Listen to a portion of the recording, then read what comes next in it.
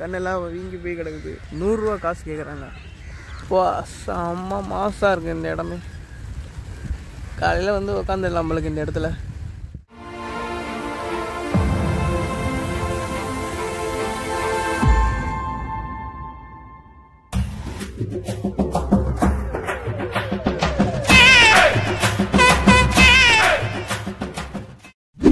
Dates லைஃப்பில் போட்டிருந்தாங்க காலையில் இதுமாரி புறாக்கு வந்து சாப்பாடு போடுறாங்கன்னு மெரினால. அதுக்காகவே வந்து காலையில் தூங்காமல் கண்ணெல்லாம் வீங்கி போய் கிடக்குது. இதுக்காகவே வந்து பார்த்தோம் நாங்கள். பயங்கரமாக இருக்குது காலையிலே வைப்பு. நீங்களும் கொஞ்சம் பாருங்கள்.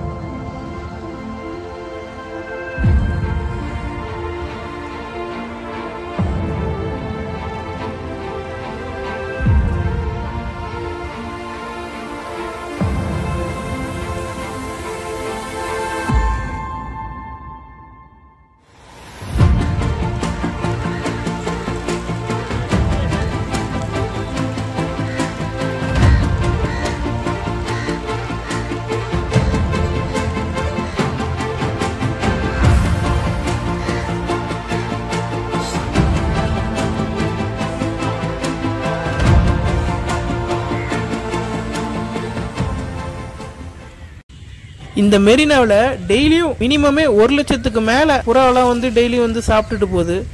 எப்படி தான் போடுறாங்கன்னு தெரியல இவ்வளோ சாப்பாடு.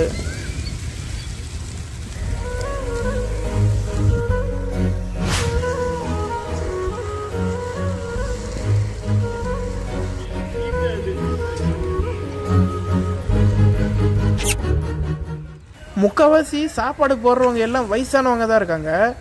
நம்ம இந்த ஒரு மூட்டையை தூக்குறதுக்கே யோசிப்போம். அவங்க டெய்லி வந்து இந்த மூட்டையை தூக்கிக்கிட்டு வந்து போடுறாங்க. புறாக்கு சாப்பாடு போட அந்த ஏதோ போடுறாங்க தெனை மாரி. அதை போட்ட கேட்டால் 100 ரூபா காசு கேட்குறாங்க. இதுமாரி காசு கேட்கறதுலாம் ரொம்ப தப்பு. ஆசையே வந்து கேட்குறாங்க போடுறதுக்கு. அவங்கக்கிட்ட போய் 100 ரூபா காசு கேட்குறாங்க. இப்போ செம்ம மாசாக இருக்குது இந்த இடமே. காலையில் வந்து உட்காந்துடலாம் நம்மளுக்கு இந்த இடத்துல. ரொம்ப நேரம் பார்த்துக்கிட்டே இருக்கலாம்.